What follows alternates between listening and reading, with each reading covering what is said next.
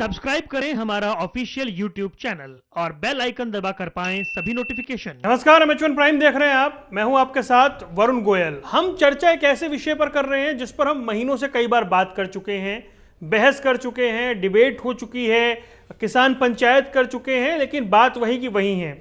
लेकिन आज इसको हम एक नए तौर पर बात करना चाह रहे हैं। करनाल में भी इस तरह की स्थिति बनी, धरना प्रदर्शन हुआ, टकराव की स्थिति हुई, प्रशासन के साथ सीधा सीधा एक तरह से टकराव बना, बातचीत हुई और रास्ता निकला। अगर करनाल में रास्ता निकल सकता है तो दिल्ली के बॉर्डर पर बैठे हुए किसानों के साथ कोई रास्ता कब निकलेगा? क्या वहां बात बनी तो यहां बात बनना मुश्किल है? बात बनने से ही बात बनेगी तो आखिर बात बनेगी कब और संभावनाएं क्या हैं? करनाल में सब कुछ ठीक हुआ तो दिल्ली के बॉर्डर पर भी क्या सब कुछ ठीक नहीं हो सकता है? तीन खास मेहमान हमारे साथ जुड़ गए। धनंजय गिरी भारतीय जनता पार्टी से हमारे साथ जुड़े, आपका बहुत बहुत स्वागत है। सतीश नंबरदार किसान नेता हैं, आपका स्वागत है। और अमित नेहरा साहब राजनीतिक विश्लेषक हैं, आपका भी स्वागत है। सबसे पहले सतीश नंबरदार, आप ही के पास आना चाहूंगा। करनाल में भी टकराव की स्थिति थी, करनाल में भी धरना प्रदर्शन हुआ, करनाल में भी घेराव हुआ, वहां बातचीत हुई, रास्ता निकल गया, तो क्या यहां पर बातचीत नहीं हो सकती है क्या? गोयल साहब, इस बोलिए। देश में इस सरकार पे मांगी थी एक उजाले की किरणें, लेकिन मेरे देश के राजा ने तो पूरी आग लगाने की छूट दे दी। देखो, किसान कल भी अपनी मांगों पे अड़ा हुआ था, और जैसे आपने देखा करनाल में किस तरह किसानों पे हमला होने का काम हुआ। जब किसान एकजुट हुआ और किसानों ने धरना दिया गांधी जी के रास्ते पर चलते हुए, तो सरकार झुकी और वहां पर फैसला हुआ।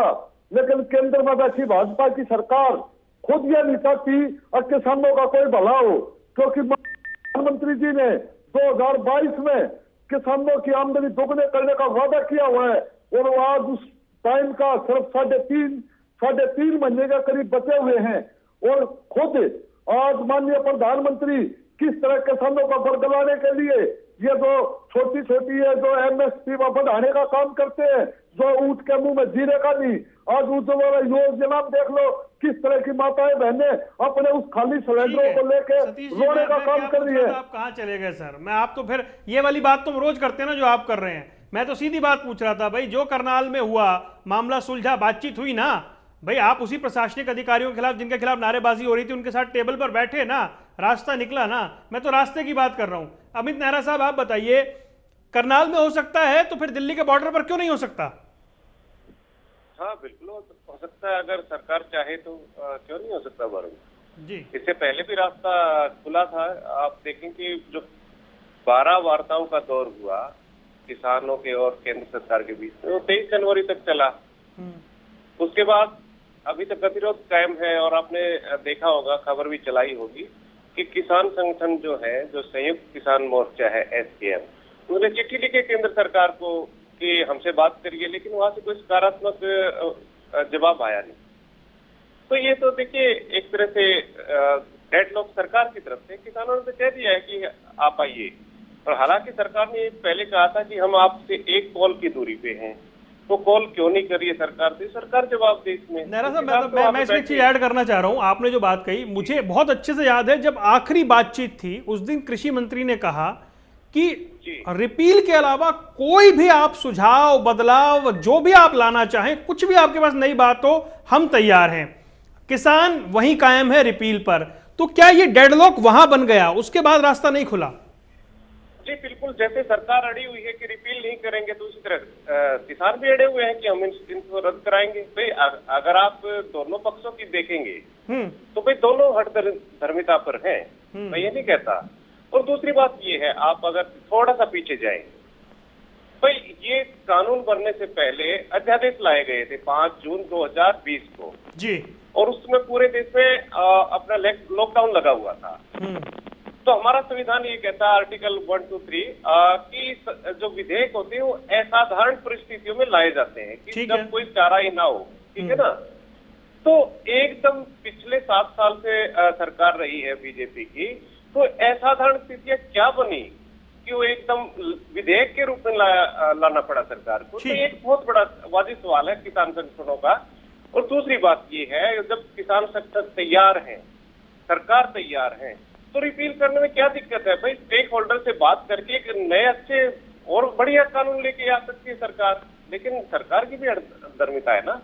चलिए धनंजय गिरी जवाब देंगे। आपने किसान नेता को भी सुना, राजनीतिक विश्लेषक को भी सुना, दिक्कत कहां आ रही है सर? मतलब अगर करनाल एक उम्मीद दिखाता है, इतनी कड़वाहट के बाद वहां बातचीत हो गई, तो यहां भी तो कोई संभावना ढूंढिए।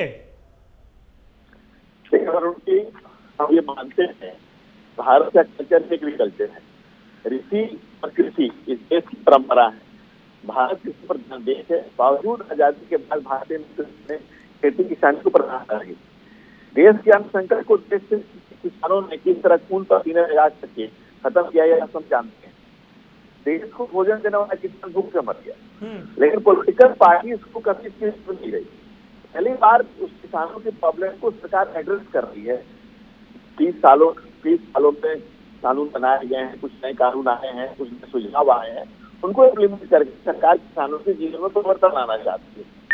विरोध हो रहा है, और विरोध भी है ऐसा मुमकिन है, कोई ऐसा नहीं कुछ विशेष स्पेशल किया जा रहा है। और हम कह रहे हैं कि जैसे किसानों का जो भी विशेषज्ञ हैं उनके पास अगर कोई अन्य सुझाव है तो बताएं। ये सारा कानून है, संसद कानून ये है, ये आप पहले इतने करते थे तो सैकड़ों किसानों का क्यों किसान आत्महत्या करता रहा और जो चलता रहा। इस देश में किसान 93.7% खेतकर मजदूर हैं, और थोड़े बहुत जो है वो जमींदार हैं, बीच के बहुत थोड़े से लोग किसान हैं। भूमि घटती जा रही है, किसानी बढ़ती जा रही है। तो ऐसी परिस्थितियों में, वर्तमान परिस्थितियों में आपको पुराने ट्रेडिशन को बदलना ही पड़ेगा।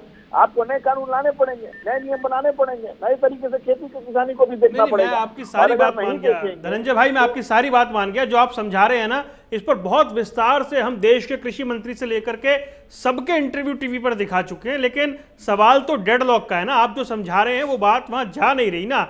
मैं तो ये कह रहा हूं कि कोई तो कोशिश करे। मैं तो ये कहना चाहूंगा, क्योंकि ये सरकार इतनी हाथी हो चुकी है, जो मेरे माननीय प्रधानमंत्री अपनी सुनाने की करते हैं, सुनने की तो जैसे भूल ही गए हैं।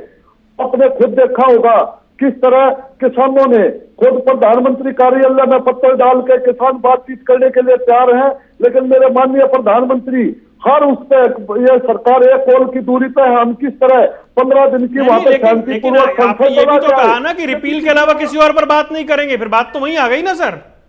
बिल्कुल बिल्कुल, आपकी बात वाजिब है। रास्ता क्या निकला?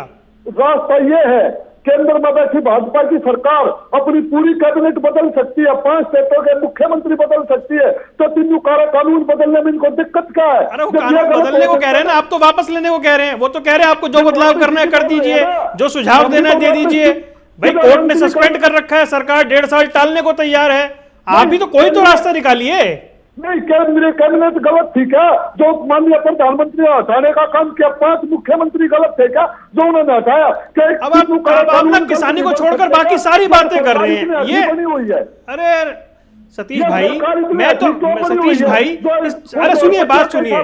इस डिबेट को करने का मकसद सिर्फ ये है कि कहीं से हम रास्ते की बात करें। करनाल ने एक रास्ता दिखाया है, मैं तो इस बात पर आना चाह रहा हूं कि कहीं से तो आगे बढ़ने की बात करिए ना। जब ये मैं रास्ते की बात बता, आप बीजेपी सर मुख्यमंत्री और आप कहां जा रहे हैं? आप किसानी पर बात करिए कि आप रास्ता बताइए, सरकार से बात कैसे होगी? जब मैं रास्ता ही बता रहा हूँ, आप सुन भी रहे हो, आप तो खुद ही मतलब इस तरह की बात कर रहे हैं। मैं रास्ता ही बता रहा हूँ, जो पूरी कैबिनेट के मंत्रियों को हटाने का काम हो सकता है, 5 स्टेट के मुख्यमंत्री हटाए जा सकते हैं, तो ये 3 कानून क्यों नहीं हटाए जा सकते? ये गलत नहीं हो सकते क्या? नेहरा साहब, अगर बातचीत करनी हो तो कैसे बातचीत होगी? जैसे सतीश भाई बोल रहे हैं ऐसे बात हो पाएगी क्या?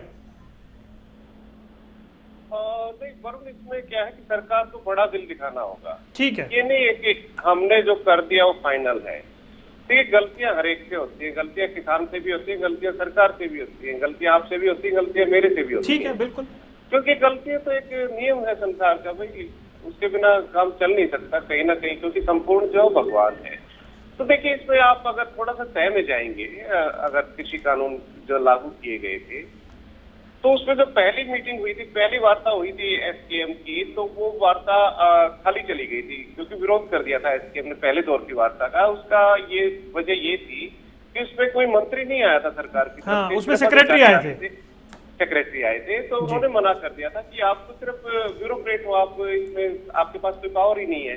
तो जब दूसरी जो मीटिंग हुई थी, आपको ध्यान हो तो एसकेएम जो मोर्चा है, मोर्चेबंदी जो गए थे प्रतिनिधि, उन्होंने एक सवाल पूछा था कृषि मंत्री से कि भाई जो भी कोई कानून आता है किसी उद्योग के लिए, किसी व्यवसाय के लिए, उसकी भलाई के लिए, तो उसके स्टेक होल्डर से राय ली जाती है, उनसे, है ना, कि भाई आप अपने सुझाव दो, राय दो कि हम क्या कर सकते हैं इसमें। तो कृपया करके आप हमें ये दिखाएं कि इसमें कितने किसानों से या किसान संगठनों से राय ली गई, उसके आधार पे आपने ये 3 कानून बनाए हैं। तो ठीक है, सीधा कृषि मंत्री ने ये कहा, नहीं आप इस पे चर्चा मत करिए, आप आगे बात करिए इससे।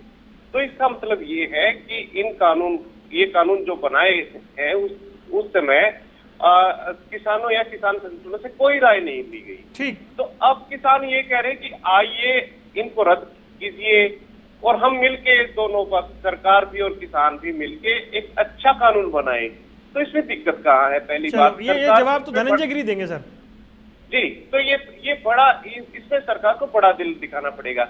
अच्छा, दूसरी बात आपको मैं थोड़ा सा क्लियर कर दूं, हम करनाल प्रकरण को जो दिल्ली प्रकरण से है उसके साथ जोड़ के नहीं देखते बहुत बड़े परिप्रेक्ष्य में। करनाल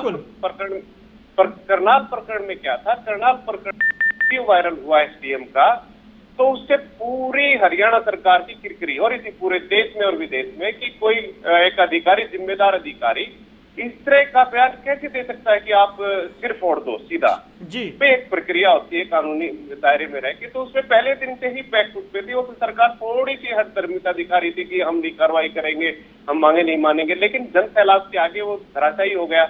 और उसका एक और बहुत बड़ा कारण था करनाल प्रकरण जो सुलझा, जो उसके पीछे लॉजिक था कि 12 तारीख को संडे था, रविवार था, और उस दिन एसटीएफ की परीक्षा होनी थी पूरे हरियाणा के जिलों में जी। तो अगर किसान ये ऐलान कर देते कि हम 12 तारीख का हरियाणा बंद करेंगे, तो वो परीक्षा खटाई में पड़ जाती और उससे और ज्यादा किरकिरी होती। चलिए धनंजय गिरी के पास आ रहा हूँ सर। नेहरा साहब एक मिनट। गिरी साहब अब आपको बड़ा दिल दिखाना होगा, क्या कर सकते हैं आप? डेडलॉक को तोड़ने की कोई कोशिश तो करिए। वरुण जी, मैं मेहता जी की बात से बहुत असहमत नहीं हूं कि गलतियां सबसे होती है और करेक्शन की गुंजाइश हमेशा रहती है। सरकार ये नहीं करे कि ये दिस इज द एंड। सरकार ये करे कि आप सुझाव दीजिए, आप आइए, बैठिए, टेबल में बात कीजिए, हम एक कॉल की दूरी पर हैं। ये तो लगातार प्रधानमंत्री जी कह रहे हैं। दूसरा, हमारे किसान नेता जो भाई साहब बैठे हुए हैं, वरुण जी आप भी इनको सुन रहे थे, मेहता जी भी सुन रहे थे और मैं भी सुन रहा था। इनके ध्यान में धान तो कहीं नहीं दिखा, इनके ध्यान में राजनीति दिख रही है, चुनाव दिख रहा है, संसद दिख रही है, मंत्री दिख रहे हैं, मुख्यमंत्री दिख रहे हैं। तो ये कहीं पे निगाहें और कहीं पे निशाना है।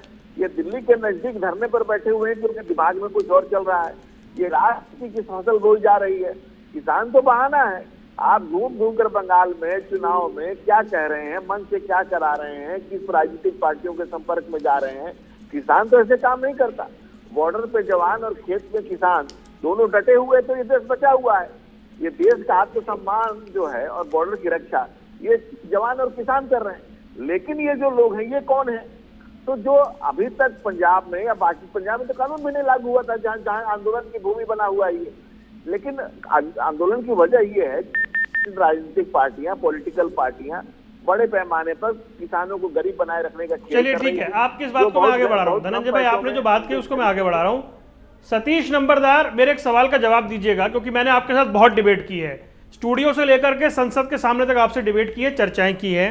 क्या आपको कभी ऐसा लगा कि कुछ ऐसे लोग या कोई है जिनकी वजह से मामला सुलझ नहीं पा रहा है? क्या आपने कभी ऐसा महसूस किया है कि कोई ऐसे लोग हैं जो नहीं चाहते मामला सुलझे?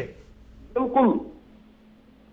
मेरे देश का कुछ कॉरपोरेटर घराने जो इस मामले को नहीं सुलझाना देना चाहते, क्योंकि सरकार पे उनका इतना दबाव है। और जो माननीय प्रधानमंत्री जो किसानों की नहीं सुन पा रहे, क्योंकि इसमें साफ जाहिर होता है आज तक एक देश एक विधान एक संविधान, क्योंकि दो मंडी क्यों? आपके यहाँ तो नहीं है ऐसे कोई लोग? मैं ये भी जानना चाह रहा था, आपके यहाँ तो नहीं है ऐसा कोई लोग जो कई बार बात बनते बनते रह गई? क्योंकि मैं तमाम जितनी भी विज्ञान भवन में मीटिंग हुई सबके बाहर सुबह से रात तक खड़ा रहा, कई बार ऐसा लगा बात बनने वाली है। शिव कुमार कक्का ने तो एक बार हिंट दे दिया कि तकरीबन बात हो गई है, फिर ये बात बिगड़ कहां जाती थी?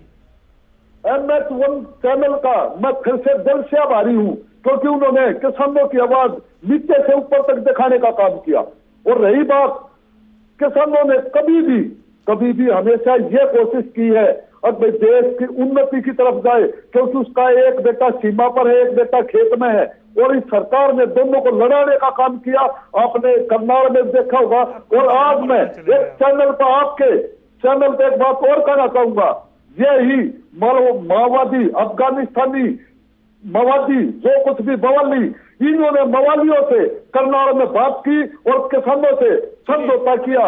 क्योंकि मैंने कोशिश की थी आज ना कि कोई ऐसी बात निकल आए जिसमें हम रास्ता देख लें, लेकिन आरोप प्रत्यारोप बिल्कुल वैसे के वैसे जैसे पहले थे, तो फिर सर रास्ता निकलेगा कैसे नेहरा साहब? 2012 में माननीय प्रधानमंत्री ने खुद चिट्ठी लिख के MSP की मांग की थी कि इसका कानून होना चाहिए। एक बार नेहरा साहब कुछ कह लें। ये किसान, ये सरकार MSP को कानून बना के दे, इस पर विचार करने के लिए किसान कल भी तैयार और आज भी तैयार है। ठीक है नेहरा साहब।